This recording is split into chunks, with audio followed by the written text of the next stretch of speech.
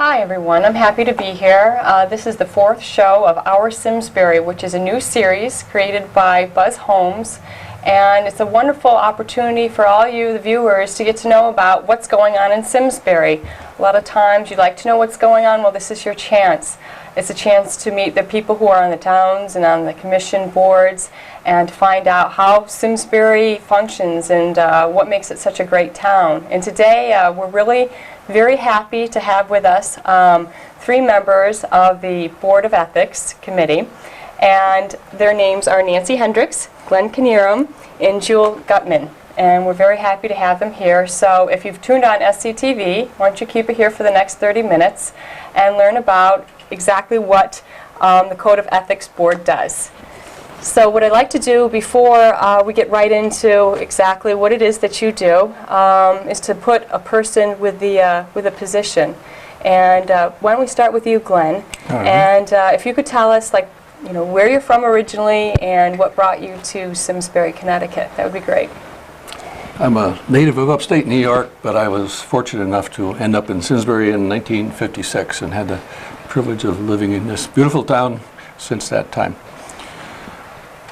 Been active in town government, have done a number of different things, zoning board of appeals. I was very lucky to be Simsbury's judge of probate for 32 years and a variety of other town activities. Now, what part of upstate New York were you from? Schenectady. Okay. I grew up in Elmira, New York. Did you really? Not too far away. Yeah. And judge of probate, what exactly is that? Viewers who may be watching now may have heard of that, but not know exactly what does a judge of probate do? Judge of probate is a community judge, a local judge who takes care of such matters as decedent's estates, trusts, conservatorships, and a variety of children's matters, guardianships, and termination of parental rights. A very important job located right in the town hall in Simsbury, and so that's why I say it's a community court. And in Simsbury, it's a hereditary position. What Nancy's referring to is that we had the good fortune of having my son elected as judge of probate, my son Paul, when I retired 3.5 years ago. That's wonderful. That's great. How many children do you have? I have 4. Okay, wow. 2 men and 2 ladies. Okay. Can't say children when they're older than 21. I have 3 young children, and I know when you have small children, every day they want to be something different when they grow up. Right now I think they want to be a doctor. Now, when you were young, did you have an early interest in law, or is that something that kind of evolved as you got older and got into your formal education? It did really evolve. When I was in the Air Force after getting out of college, I was assigned some work that got me interested in the law.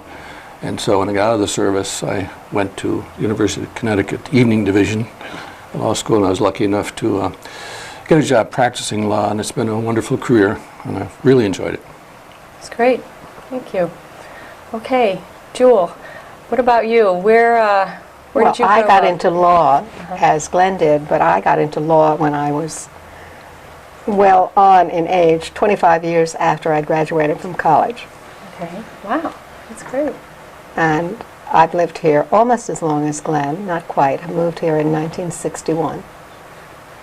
But I had the distinction of being in the same house like few people in town. People seem to move around a lot in Simsbury. Right. But you've been here and you've been in the same home and everything else. Same home. Now, I know you've served on a lot of different boards and done a lot of different activities in Simsbury. Can you talk a little bit about that? Well, I guess the one I served on longest was the Board of Education. Served on that for 15 years. And I chaired the Republican Party for 7 years. That's wonderful. And served on the Recycling Committee. I bet, did you know that, Nancy? I did. That's interesting. The recycling, I mean, that's a very important one, too. Yes, it is. And Nancy can tell you all about it. Is that a segue? Yes. I was on the recycling committee for 7 years, and I also chaired it. I actually just left the committee. We've had a major accomplishment this year that I'd like to brag a little bit about. Okay, let's hear about it. We opened a swap center at the transfer station Okay, and what is the swap The center? swap center is a place where people can go leave things that, instead of throwing them away at the landfill, they can Right. leave them for somebody else to adopt, to take home for reuse. Oh, that's wonderful. So that opened this fall, briefly. We were open for about 6 weeks, and it'll reopen in April. Okay, and again, where is that located? At the place in town that's variously called the dump, the landfill, the transfer station, and the Okay. recycling center. Okay, it's right Near here. the airport Okay. out on Wolcott Road. Okay. Oh, that's wonderful. Yeah. But, I want to follow up with one question with Jewel. Serving on all those different committees, what was like your desire behind that? Because that's just wonderful to be a citizen in the community and to do I've that. always been interested in what's going on in the town. Okay. And I feel very fortunate that I'm still on the board of the chamber, although I no longer practice law. But I'm still interested in what's happening in the community. I've seen the community, I'm sure, as Glenn has, change radically from a little town where you knew almost everybody who went to the town meetings, where we decided our town government in general. And now it's grown from about 10,000 to over 23. Wow. That must be, a lot to witness through the years, to see that growth. It's exciting. Nancy, I know that you've got an interesting background. You spent some time overseas. Can you tell us about how you got over there? Other than by plane? Well, my husband is Polish. He's Okay. a Polish citizen, and he went to graduate school here, and when he finished graduate school, he wanted to go home for a while, because at that time, Poland was still a communist country, and if he'd gone home before he finished his education, there's no guarantee that he would have gotten his passport back and been allowed to leave the country. Well, So he stayed out for a long time, wanted to go home. We went there. We lived in Poland for 3 years, and what were the years that you were there? 1987 to 1990. Okay, so you And saw the We collapse saw of the the wall. Berlin Wall. Yeah. And from there we moved to the Netherlands, and we lived there for 3 years. And then he got a job in East Hartford, and we came to Simsbury. So we're one of those relative newcomers that has helped the town population grow in recent years. We've been here almost 10 years now. That's wonderful. I was in Berlin in 1991, and it was really neat. It's very strange, very surreal walking around there, seeing that wall collapsed and everything. That must have been interesting being there while it was going on. Well, it was, because I lived in Poland under communism, and there's just so much I could tell you. I'm afraid it's going to take away from the focus of our meeting. Right. So, But now, was it a difficult transition going to Simsbury from Europe, or? it actually was. I felt a lot like a foreigner when I came here. I wasn't used to having people call me by my first name anymore. So when the plumber would say, Nancy, I'd say, well, that's Ms. Hendryx to you, Right. That's how I Oh, that's felt interesting. anyway. That was one of the... And maybe that fuels your desire to get involved, and just so it would feel more like home to you. What really fueled my desire to get involved was having moved around so much that I didn't establish myself Right. anywhere. And even if you're going to be in a place a short time, and let's face it, when you move somewhere, you never know how long you're going to stay. Right. Really. It's best to get involved right from the start, because then you establish yourself and you feel more at home and you get to know more people. That's wonderful. So I've done a lot of things in town. I was PTO president at Central School, and very active there, and active on the recycling committee for 7 years, and I've really enjoyed my time on the Board of Ethics. That's great. This Well, is let's really, find out Leslie, more. this is what Simsbury is all about, hearing the contrast and background, and that we've attracted so many great people in town, and so the depth of talent in the various boards and commissions is very gratifying, and I think volunteer government really works here for this reason. To That's have wonderful. such a variety of backgrounds. Well, why don't you tell us exactly what the Code of Ethics is in Simsbury? If someone were to ask you exactly what is it, how does it function? What would you say to that person? Well, ethics is in a sense kind of an elusive word. It means different things to different people, but what I would characterize it as is probably about halfway between harmless behavior and criminal behavior. Ethics is usually adopted by a group because they have certain professional responsibilities, and ethics codes from one group, one professional group to another are entirely different. So it's a much more flexible thing than let's say, law. All laws that are broken are obviously illegal. All ethics things that are broken, that are not done properly, are not necessarily violations of law. There's something halfway between the law and no code at all. So in Simsbury, we obviously are all subject to state law, federal law, and our own town ordinances. But in the mid-'80s, a group of people decided that we also define what we believe to be moral conduct as it relates to government. And so a group of people got together and they prepared an ethics code, and what they did was get codes from other government agencies, and they took the best out of each one. And so we were one of the earlier towns to have a code of ethics adopted in the mid-'80s. I have been with the Board of Ethics since that time. And it has evolved, and I think probably others will comment, but from that start back in the mid-'80s till now, the code has gone through many transitions. Is that something that the state helps you with? Do they have requirements if a community is to adopt a code of ethics? They do help, but they don't have requirements. The state has an enabling statute that says that towns may adopt a code of ethics. The state also provides a model code, but the state doesn't say you shall have a code of ethics. Each town can decide for itself.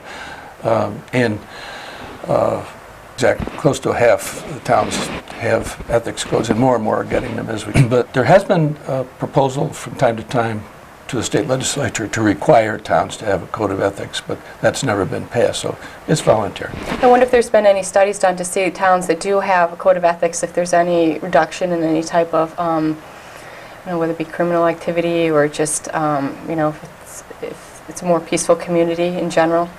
It would be very difficult to track, but I would hope that you'd find a greater awareness of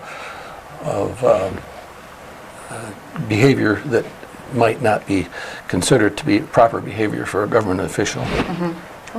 I'd just like to add that it's not only towns that have codes of ethics. Sometimes it's organizations, sometimes businesses do.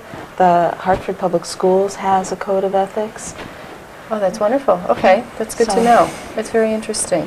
Well, that's what I was saying before, that the code responds to the duties or interest of a particular group. So there's a whole variety of organizations that have codes of ethics. Town managers have their own codes of ethics, just a whole variety. Okay. I looked up in the dictionary what the definition was, and it varied from being either a question of what's morally right versus what's morally wrong, what's good versus what's bad. But one of the particular definitions was a standard of behavior or conduct, and I think that's what our code is for us. And do you think that we need that in Simsbury then? I think all public officials need it, quite frankly. That's a bias of mine, I guess. Well, yeah, that's important. It's not because public officials are inherently bad. It's because things that people might do just ordinarily in everyday life, or perhaps in business, the same deed looks quite different in government, because people expect impartiality, expect a whole range of things in government. So it isn't that the government employees are bad, it's just that when, as Jewel said, you set a standard of conduct, it's an awareness. It alerts people that this there's doesn't some- go with an elected or an appointed official or an employee. Okay. This is behavior that's not tolerable because it's not in the residents' best interest. You know, at this point, I'd like to mention something about our guidelines for gift giving, because I think that probably most of the people in the community aren't aware that there are certain guidelines and there are certain levels of gifts, dollar amounts that officials of the town, employees of the town cannot accept from people. Oh, that's interesting. Why don't you tell us Yeah. about that? For example, if you're not allowed to give someone, or the town official's not allowed to accept a gift with a value over $50 or a cumulative total of gifts over $100 in any given calendar year. That is to prevent anything like influence playing, you right. know, where it could be an misconstrued official as that way. feels like they've got to respond in kind, like as Right. if they owe someone a favor, that kind of thing. And I think that the biggest area where that applies is for parents when they want to give gifts to the teachers in the town, you know, because that's a very common thing that's done at the end of the school year. Parents want to show their appreciation for a teacher. Well, that's or interesting. at I Christmas didn't time. know that. Thank you for sharing that with us. What were you going to say, Joel? I'm sorry. I don't remember. Well, Nancy, if you could tell us, what is the makeup of the board? Well, as there's far 6 as- of us. Okay. There are 2 Republican members, 2 Democratic members. Right now, we have an opening for one of the Democratic seats. No, The it's other. unaffiliated. Oh, I'm We have sorry. 2 I'm sorry. Democrats. We have 2 Democrats. We have Bill Tishka, and I'm going to embarrass myself now because I just drew a Adam blank. Sheriff. And Adam Sheriff. I was just going to say Adam a second. Adam's a former Democratic Town Committee Okay. chairman, too. And they're 2 unaffiliated spots. I occupy one of them, and the other one is vacant right now, and I understand the town has been advertising, looking for someone to fill that. Okay. We are totally nonpartisan. It doesn't matter if, you know, we don't have Democrats taking positions against Republicans. Right. It just happens. No, we work very well together, and what's wonderful about a board is that everybody brings a different point of view Right. and a different angle. And you know, Jewel will go to the dictionary to look up terms. What I was going to say before is that being an elected or an appointed official or a consultant to the town, the public has a right to know that whatever we are doing appropriately. And I think it's important that they do have that feeling. And that's one of the reasons why the board was designed with that kind of makeup, so that people wouldn't feel as if it was being dominated by one certain Right. group in the town. Now, those vacancies that you have, if someone watching were interested, like how would they get involved? What would be? Contact the Board of Selectmen, call the First Selectman's office. Okay. All right. Now, Glenn, what is the level of authority with your board? Like, can you levy any fines or any jail sentences or anything like that? Don't we wish? With all our hard work, it ends up that we are an advisory board. Okay. And that's true for a lot of reasons, but we go through our process if we have a complaint or if we have a request for an opinion. And when we complete our process, we forward our conclusions with a recommendation to the Board of Selectmen if we're talking about people, employees under the Board of Selectmen's supervision, or we forward it to the Board of Education if we're talking about people who are under the supervision of the Board of Education. The final decision as to whether follow our recommendations are completely in those 2 boards. So that I suppose you could call us an investigatory board in that sense. We try to find the facts, and based on those facts, we make a recommendation, and then any final action is taken by those 2 boards. Could you? I believe the Board of Selectmen has always gone with our recommendations. Okay. Do you know of an instance when they haven't? Just to put it in like real life, like for somebody who's watching who's just trying to see like how this all works, can you just kind of think of a hypothetical case that would come up and just kind of like the process just use like, fictitious, obviously fictitious people or whatever, but like what's something that would be brought to you and what would be the process? Well, let's say we found out that a substantial gift was made by a contractor to a town employee, and so we had a complaint. The first thing that happens, we require our complaints to be in writing, and of course we notify the person who is involved, and we set up what's called a probable cause hearing. And at this stage of the proceedings, everything is confidential. And that may seem strange in view of the openness under Freedom of Information Act, but the reason is that we're talking about people's reputation, and not all accusations are true. So the first stage of our investigation is all confidential. If at the end of that stage we talk to the witnesses, and incidentally we have the right to subpoena witnesses, and we talk to the witnesses, we meet as a regular board, we then decide on our recommendation, and at that point the matter could go public. But if we refer to the Board of Selectmen or the Board of Education and they decide to investigate further, there is a time period in the code when it still remains confidential, because everybody wants to make sure that this is a legitimate accusation and that we're not just ruining somebody's reputation. So generally that's how it works. That's very interesting. Sometimes a board or a commission will come to us and ask us for advice before they make a decision, so that they have the information in advance as to whether they are invading an area that is inappropriate. Okay. And then Nancy, why don't you talk about if there are any of those forbidden areas that are inappropriate for the code to be a part of?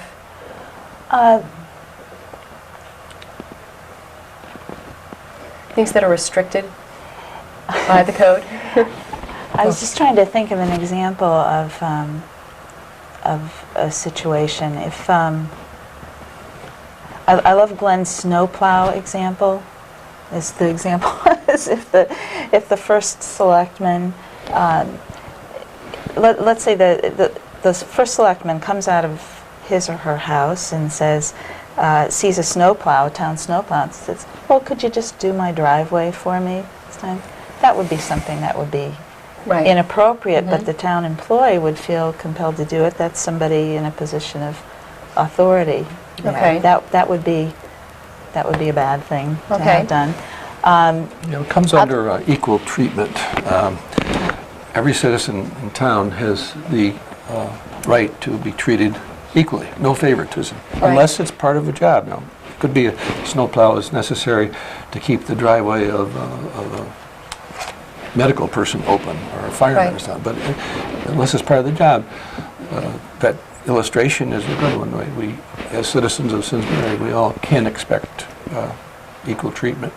Now, are the hearings public, Jewel? Are they, like, if someone wanted to go and... If an individual wants to publicize a hearing, even at the confidential level, we can do that under the statutes. But at the confidential level, we keep it confidential so long as the party against whom the accusation is made wants it private. Okay. And where are they usually held? Various locations? We stand in line for a room just like everybody else. This is a busy town, but we often end up in the Eldon town office building for our meetings and our hearings. Okay. We're frequently locked out when we leave. Yeah, most often in the lower level meeting room at the town hall. Okay. Yeah. And if someone did have a complaint, how would they bring that to you? They put it in writing, and we would look at it to see whether, in the terms of the code, it actually affected anyone. Okay. If the code does not cover the instance, then we might say, no, this is beyond our jurisdiction. Okay. That's an interesting point. People sometimes use the ethics code process because they use it like an appeal. They're mad at what the vote that some town commissioner or Right. town board member cast a vote, and they didn't like that vote, and so they may make a complaint to the ethics board. And this is a problem with ethics boards all over the country. Right. People try to use it as an appeals process, and that's not what it's for. As Jewel has said, it's a standard of contact which we measure people against when there's a complaint. We don't get into job performance at all. Okay. Well, this has been a very educational. I've learned a lot, and thank you very much for coming on today. And is there anything that you'd like to say in closing to the viewers? Well, the Code of Ethics is available on the town's website, so if anyone's curious, they can go take a look at that. Oh, that's They great. could also get it from the town clerk. Okay. People are welcome at our open meetings. Although It's we also- did have someone come to a meeting that was, well, it was inadvertently listed as open, but it wasn't open. Oh. And we, Oops. it was the first and probably the last time I'll ever see a temporary chairman of the commission almost come to blows with a member of the public. But Okay. we did close the meeting. Okay. The code is also on the Board of Education website, by the way. Okay. And just kind of in conclusion, what you see is the Code of Ethics today probably won't look exactly the same 5 years from now, because this is an evolving field of law. And if you think about it, it's very difficult to pin down behavior in a few words. So the code will be redrafted as problems arise and as problems with the old code need to be solved. So it's just an ongoing process. And when we do rewrite it, we always have the public involved. We have a hearing before the Board of Selectmen so the public can comment on it. If people think it's too strict, they can comment on it. If they think it's too lenient, they can comment on it. So that's the process that will go on in the future. That's great. Well, we're very fortunate to have you, and thank you for your time and your commitment. Thank you for coming on today, Nancy. My pleasure. Thank you, Thank you. Glenn. Thanks you, for having Jewel. us. Okay. Thank you very much for watching, and we are very happy to have you viewing us. Thank you.